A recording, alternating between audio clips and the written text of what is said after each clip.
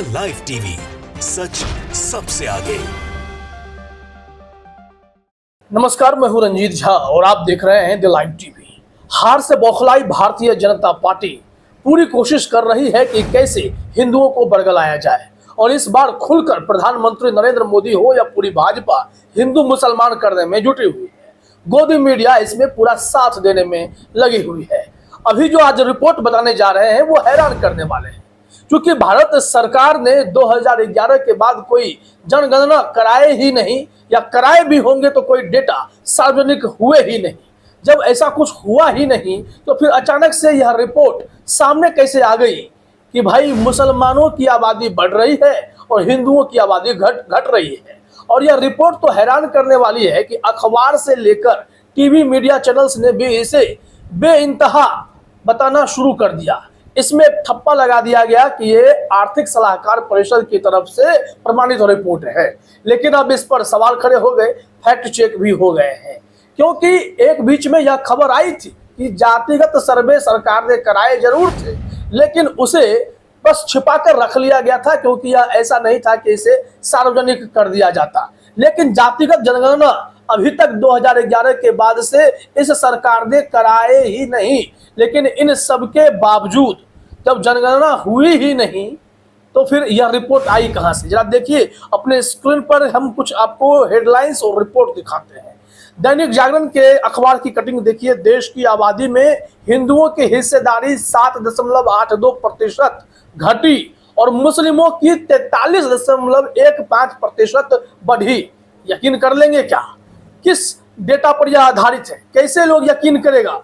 तो कुछ भी यहाँ पर रिपोर्ट प्रकाशित होने लगा है चुनाव के दरमियान, ताकि यह पता चल जाए कि भारत में हिंदू खतरे में। झूठी खबरें जो फैलाई जाती हैं उसी की आप यह रिपोर्ट देखते हैं। देखिए, एक और अखबार की कटिंग है, इसमें लिखा गया है देश की आबादी में हिंदू 8% घटे, अल्पसंख्यक बढ़े। अब यहाँ पर यह लिख दिया गया है कि प्रधानमंत्री की आर्थिक सलाहकार परिषद के अध्ययन में सामने आई जानकारी। हमने क्या कहा कि इसमें किसी न किसी एक संस्था का ठप्पा लगा दिया जाएगा। लेकिन जब देश ने जनगणना देखा ही नहीं, उसके डेटा सामने आए ही नहीं, तो कैसे यकीन करें? इस पर रवीश कुमार ने भी टिप्पणी की है और राजदीप सरदेसाई ने भी एक फैक्ट चेक कर दिया है, वो भी हम आपको बताएंगे। लेकिन यहाँ भी देखिए लिखा गया है 1950 से 2015 के दौरान जनसंख्या में मुस्लिमों की हिस्सेदारी 43% बढ़ गई है। अब ऐसे रिपोर्ट सिर्फ अखबारों के नहीं थे, हमने देखा कि इस तरीके के रिपोर्ट गोदी मीडिया चैनल्स भी जमकर चला रहे हैं। मोबाइल लेकर एंकर खड़ा है और खूब ज्ञान दे रहा है। यहाँ आप देखिए, ये इंडिया टीवी की रिपोर्ट है, टीवी चैनल पे 65 साल में कहाँ कितनी बढ़ी मुस्लिमों की हिस्सेदारी। अलग अलग देशों के हिसाब बताते हुए एंकर्स जो है वो लगे हुए हैं। इंडिया टीवी ने लिखा भी है ब्रेकिंग न्यूज, देश में मुस्लिम आबादी को लेकर चौंकाने वाला खुलासा। पिछले 65 साल में मुस्लिम आबादी 43% बढ़ी, हिंदुओं की आबादी में 8% की गिरावट। मतलब बयानवीर लोग बस खबर लेकर उड़ते हैं, फैक्ट चेक करने की बजाय ये लोग जानबूझकर संदर्भों को जोड़ते हैं, ताकि भारत में यह बताया जा सके कि देखिए यहाँ की जो आबादी है वो लगातार यहाँ हिंदुओं की घट रही है और मुसलमानों की बढ़ रही है। लेकिन इसमें इंडिया टीवी के इसी ट्वीट पर, इसी खबर पर किसी पनौती नाम के फैक्ट चेकर ने, या जो भी ट्विटर हैंडल वाले हैं, इन्होंने भी लिख दिया कि भाई बिना किसी जनगणना के यह आंकड़े आए कैसे?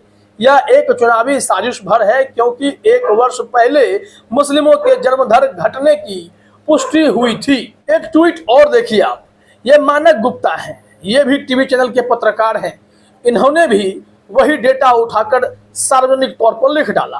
क्या लिखा गया? 1950 से 2015 तक आबादी में हिंदुओं की हिस्सेदारी 7.81% गिरी, मुस्लिमों की हिस्सेदारी 4.25% बढ़ गई है।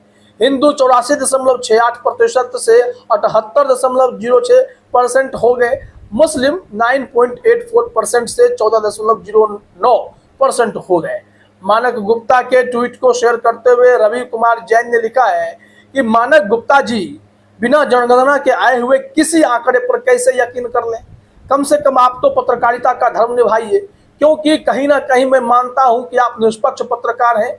एक कोई एजेंसी उठाकर जबरदस्ती का एक आंकड़ा जारी करे और जनगणना के बिना मीडिया हाउस से दूसरे चलाने लगे, यह उचित नहीं है।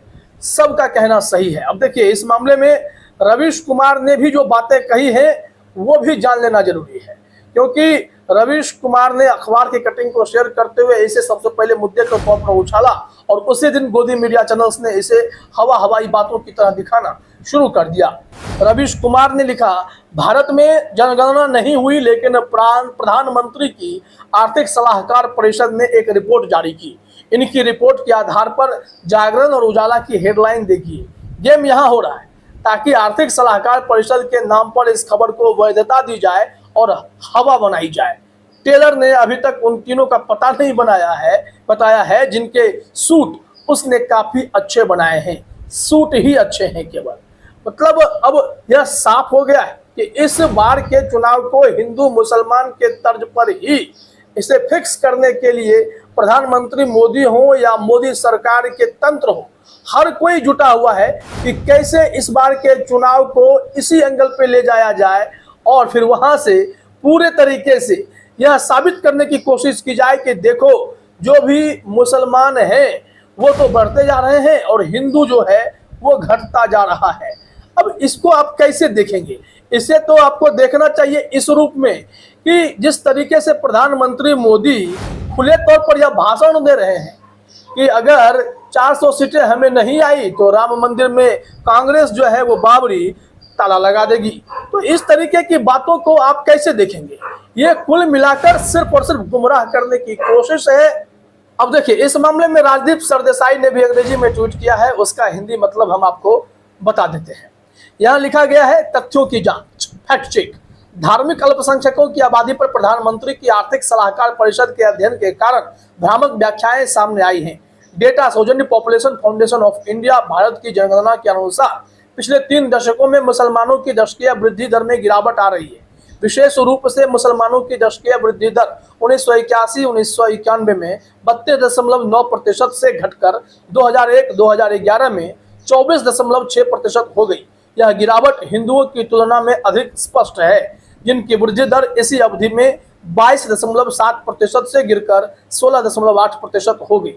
जनगणना के आंकड़े 1951 से 2011 तक उपलब्ध हैं और यह इस अध्ययन के आंकड़ों के काफी समान है, जो दर्शाता है कि ये संख्याएं नई नहीं है।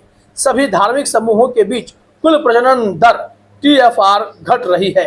2005-6 से 2019-21 तक TFR में सबसे अधिक कमी मुसलमानों में देखी गई, जिसमें 1% अंक की गिरावट आई।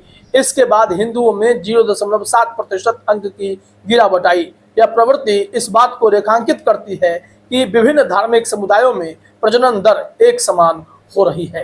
तो कुल मिलाकर रिपोर्ट यह है कि हिंदुओं को बरगलाने की कोशिश है, मुसलमानों को भड़काने की कोशिश है, ताकि हिंदुओं का वोट बैंक इकट्ठा कर मोदी जी अपने पाले में गिरवा सकें। लेकिन सच्चाई बताने वाले तुरंत फैक्ट चेक करते हैं और सीधा सवाल करते हैं कि भाई, जब जनगणना हुई नहीं तो आपने आंकड़े लाए कहां से? तो देखा आपने यह कौन सा खेल चल पड़ा है। फिलहाल इस वीडियो में इतना ही। आप सभी का हमसे जुड़ने के लिए बहुत बहुत धन्यवाद। द लाइव टीवी, सच सबसे आगे।